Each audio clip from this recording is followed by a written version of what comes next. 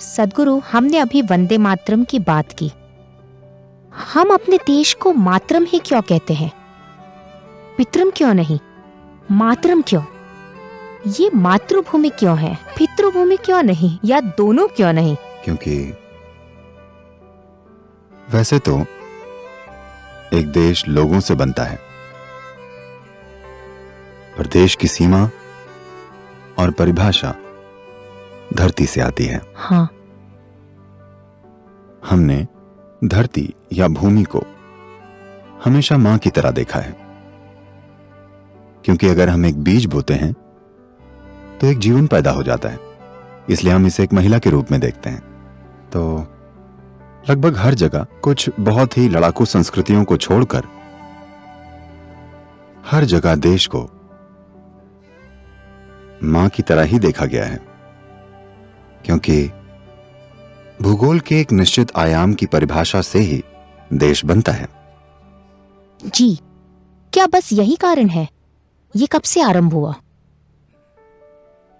मैं कहूंगा कि ये इस देश के साथ ही आरंभ हुआ। This is the oldest nation on the planet. क्योंकि ये धरती का सबसे पुराना देश है। आज लोग जिसे एक देश मानते हैं, ये उससे बिल्कुल अलग है। आज के देश लोग देशों को बना रहे हैं, भाषा, धर्म, जाति, नस्ल और शायद एक या दो देश आदर्शों के आधार पर भी बने हैं। मूल रूप से लोगों की समानता से देश बनता है। लेकिन हम इस देश को पिछले 8 या 10 हजार सालों से भारतवर्ष के नाम से जानते आ रहे हैं। हमने कभी खुद को एक जैसा होने की वजह से एक नहीं माना। अगर आप 50 किलोमीटर की दूरी पर जाएं, तो आपको अलग लोग, अलग पहनावे, भोजन, भाषाएं और रहन सहन दिखाई देगा। तो ऐसा क्या है जो इसे एक देश बनाता है? जब यूरोपियन यहां आए तो वे कहने लगे, हमने जिस देश के बारे में सुना था उसका वजूद ही नहीं है, क्योंकि यहां ऐसा कुछ नहीं है जो इसे बांधे हुए हो। वे इसे देश कैसे कह सकते हैं? पर पिछले 8 या 10 हजार सालों तक उपमहाद्वीप तथा उस समय की ज्ञात दुनिया में हर जगह हमारे देश को एक राष्ट्र ही माना जाता रहा। चाहे कुछ समय तक हमारे यहां 200 से अधिक राजनीतिक सत्ताएं थीं, तो ये एक देश क्यों कहलाता है? This is something इस देश के नेताओं और लोगों को इसे अवश्य देखना चाहिए। ये किसी भाषा, धर्म, जाति की बात नहीं है, क्योंकि हमारी राष्ट्रीयता सारे धर्मों से पहले की है।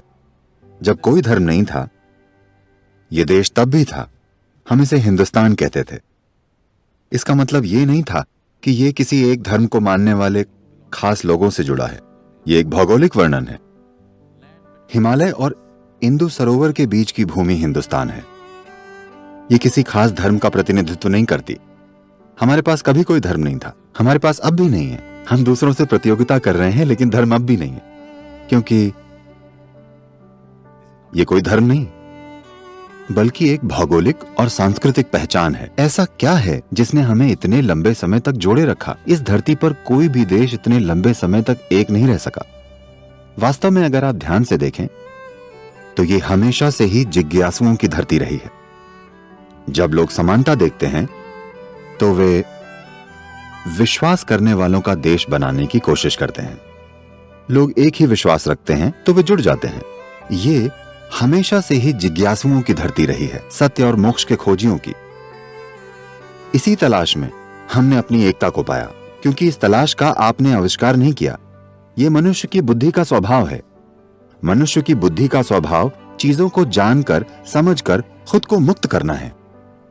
तो ये देश उस बुनियाद पर बनाया गया था। बनाया भी नहीं, बल्कि इसे उस बुनियाद पर संभाला गया था कि आप खोजी हैं। जब आप खोजी होते हैं तो आप किसी एक खास चीज से तालमेल में नहीं होते, बस आप अपने भीतर के जीवन की प्रक्रिया के तालमेल में रहते हैं, जो कभी गलत नहीं होती। हर इंसान हमेशा, इससे फर्क नहीं पड़ता कि आप उसे बिगाड़ने के लिए मान्यताओं, गलत पट्टियों या किसी भी चीज का कितना प्रयोग करते हैं, पर किसी के जीवन की जीने की व्यवस्था हो जाने पर वो अपने अस्तित्व के और आसपास की हर चीज के बारे में जानना चाहता है। आप चाहे इसे विज्ञान कहें, आध्यात्मिक प्रक्रिया कहें या फिर खोज या तलाश, कुछ भी कहें, इससे कोई फर्क नहीं पड़ता। इंसानी बुद्धि जानना चाहती है, अपनी वर्तमान सीमाओं के परे जाना चाहती है, उन बेड़ियों से मुक्त होना चाहती है जिनमें हम अभी जकड़े हुए हैं। तो हमने इस इच्छा, इस खोज के आधार पर अपना देश बनाया और जब तक हमारी तलाश जीवित रहेगी इसे नष्ट नहीं किया जा सकता। अगर हम खुद को बदलकर एक समान न बनाएं तो हम हमेशा एक रहेंगे। अगर हम खुद को बदलकर मान्यताएं और समानता स्थापित करेंगे तो हम एक नहीं रहेंगे। तो क्या वहाँ भारता था? हाँ, क्या इंडिया अलग है? क्या इंडिया बदल गया और इसने भारता को बदल दिया? भारत भारत का मतलब है भारत, भाव यानी संवेदना, क्योंकि जीवन का आपका सारा अनुभव फिलहाल इंद्रियों पर टिका है। आप जो देखते, सुनते, सूंघते या खाते हैं या छूते हैं वे तरह तरह की संवेदनाएं हैं। यही आपके जीवन का आधार है, यही आपके अनुभव का मूल है। भा यानी संवेदना, जिसमें भाव आता है। हाँ। रा का अर्थ है राग या धुन। ये धुन आपकी नहीं, इसे अस्तित्व ने पहले ही तय कर रखा है। आप इसे तय नहीं कर सकते। अब आपको बस सही ताल खोजनी है। अगर आपको सही ताल मिल जाती है तो आप एक जबरदस्त इंसान होंगे। अगर ताल नहीं मिलती तो आपको जीवन की प्रक्रिया कुचल देगी। तो हमने इस देश को भारत कहा, और पहले, जरूरी नहीं कि पहले, अतीत के एक महान सम्राट का नाम भी भरत था। लोग कहते हैं कि उनके नाम पर देश का नाम पड़ा। नहीं, देश के नाम पर उनका नाम पड़ा। इस देश में बहुत से भरत और भारती हैं जिनके नाम पर देश का नाम नहीं, देश के नाम पर उनका नाम रखा गया। तो क्या हमने अपने देश का नाम भारत से इंडिया करके भूल की? एक बहुत बड़ी गलती, क्योंकि आपको यह समझना होगा, जब भी कोई किसी देश पर कब्जा करता है, विजेता शक्तियां जब किसी देश पर अधिकार करती हैं तो वे सबसे पहले उसका नाम बदल देती हैं। ये दूसरे को गुलाम बनाने की तकनीक है, ये दास बनाने की टेक्नोलॉजी है। अगर आप अफ्रीकी अमेरिकी इतिहास देखें, जब अफ्रीकी लोगों को लाया गया तो सबसे पहले बंदरगाह पर आते ही उनके नाम बदले गए। उनके जो भी अफ्रीकी नाम थे उनकी जगह बेहुदे नाम रखे गए। यही हमारे साथ किया गया। तिरुवनंतपुरम त्रिवेंद्रम है, चेन्नई मद्रास है। समझ नहीं आता कि हम मैड हैं या रास्कल। इसी तरह इंडिया है, इसका क्या अर्थ है? इसका कोई अर्थ नहीं। अगर मैं आपको बिना मतलब का कोई नाम दूं तो आप मेरे सामने एक मूर्ख इंसान होंगे, क्योंकि मेरे पास एक सार्थक नाम है, मेरे पास एक परंपरा और एक संस्कृति है, और आपके पास कुछ नहीं। तो इसी तरह हम इंडिया बन गए। ये पहली चीज है।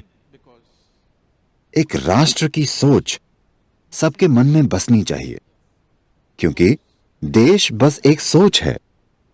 जब ये सोच आपके मन में जगेगी और दिल में उतरेगी और इसके लिए आप में जुनून पैदा होगा, तब ही आप एक असली देश होंगे, वरना देश बस कागजों पर होगा। यही आज हमारे लिए बदकिस्मती भरी हकीकत है। तो कम से कम जब वे 1947 में गए तो हमें सबसे पहले अपना नाम बदलना चाहिए था, जो सबके मन में किसी रूप में गूंजता। हाँ। आज हम भारतीय देश के लिए अंग्रेजी नाम का प्रयोग कर रहे हैं। इस देश में केवल 2% लोग ही अच्छी तरह अंग्रेजी बोल सकते हैं, बाकी बचे लोग पीछे छूट जाते हैं। मैं वर्तमान प्रधानमंत्री से एक आग्रह करना चाहूंगा, इस देश का नाम बदलकर ऐसा नाम रखें जो सबके दिल में एक साथ धड़के। वाह वाह वाह, बहुत खूब।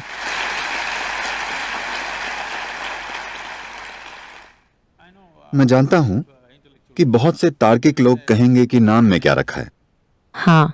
ठीक है, अपना नाम टोबू रखिए या मोमो रख लीजिए। लोग ऐसा कर रहे हैं। मैं किसी चीज के खिलाफ नहीं हूं। मैं बस ये कह रहा हूं कि जब आप अपना नाम बोलते हैं तो आपको समझना चाहिए कि वो एक ध्वनि है। हम जो कुछ भी कहते हैं वो बस एक ध्वनि है। अर्थ केवल एक मानसिक और सामाजिक चीज है। जैसे मैं किरण शब्द कहता हूं, ये एक ध्वनि है। इसका अर्थ सामाजिक और मानसिक है। इसके अर्थ को छोड़ दीजिए, ध्वनि का अस्तित्व है और इसकी अपनी ताकत है। भारत में ताकत है और ये ताकत देश में सभी के दिलों में गूंजनी चाहिए। और एक भारतीय होने का क्या मतलब है, इसकी बुनियादी बातें, भारतीय होने की 5 बातें सभी को पता होनी चाहिए। ये सभी इंसानों तक पहुंचना चाहिए, क्योंकि अगर इस देश में रहने वाले हर इंसान की आकांक्षाएं अगर देश की आकांक्षा से मेल नहीं खाएंगी, तो आपके पास देश नहीं होगा, सिर्फ नाम होंगे। ऐसा नहीं है कि नाम से ही सब हो जाएगा। नाम से लोगों में जुनून जागना चाहिए देश के लिए। अभी उनके भीतर सिर्फ हार्मोनल जुनून है, देश के लिए जुनून नहीं है, ठीक है? इसीलिए महिलाओं के साथ यह सब हो रहा है।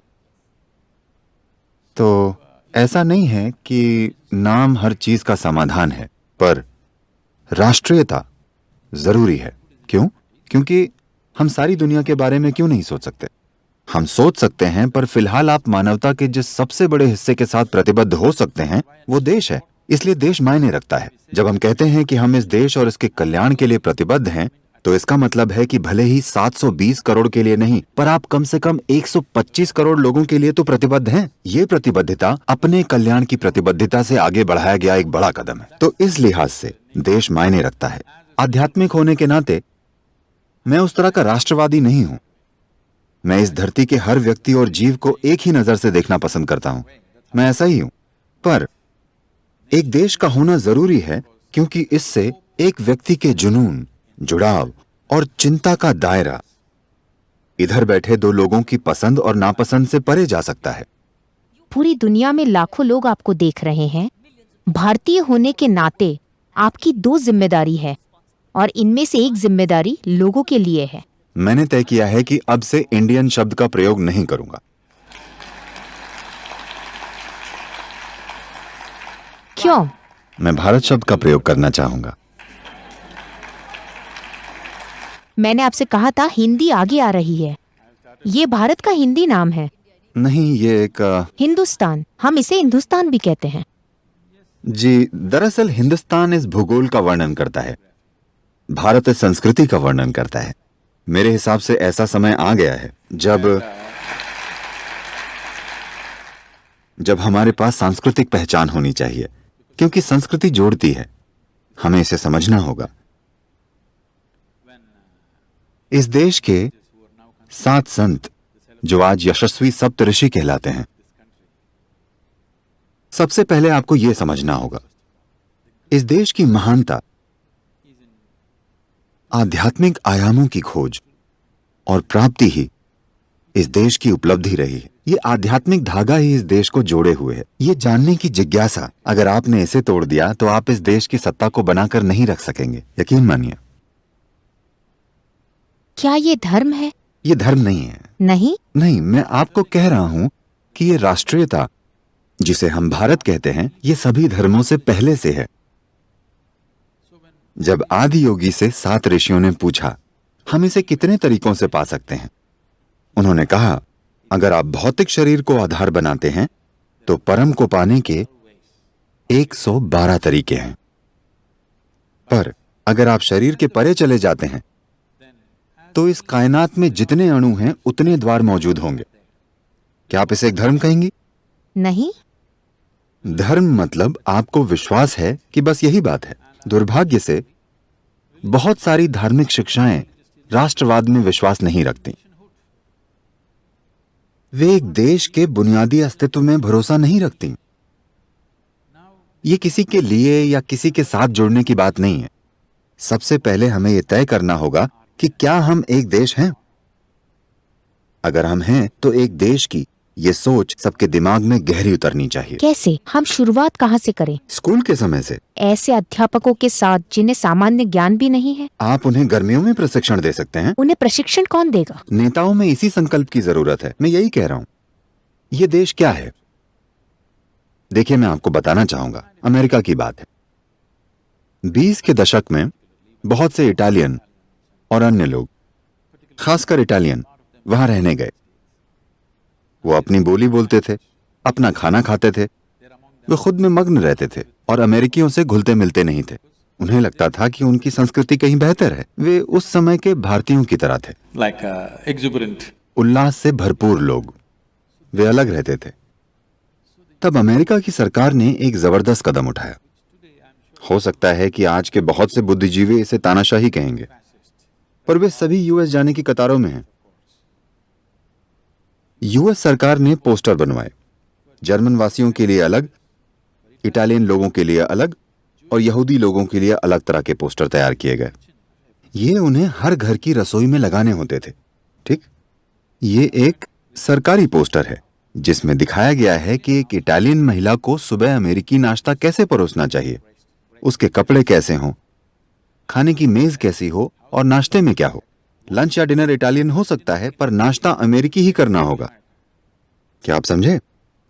हो सकता है कि यह चीज तानाशाही लगे, पर वे ऐसे कई तरह के उपायों से एकता लाए। लोग नाश्ता क्या करते हैं, ये बहुत ही छोटी सी चीज है, पर सरकार इस ओर देख रही है क्योंकि वे एक देश बनाने में दिलचस्पी रखते हैं।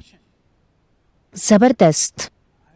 मैं हैरान था। वो पोस्टर अब भी कहीं मेरे पास होगा। मैं ये देखकर हैरान था कि किसी ने लोगों को एक साथ लाने के लिए कितने विस्तार से काम किया है। अगर आप उन्हें अकेला छोड़ देते तो वे एक ही देश में कई देश बनकर आपस में लड़ते रहते। जो भी कहा और किया गया हो, अमेरिका में इतनी विविधता है, फिर भी वो एक देश है।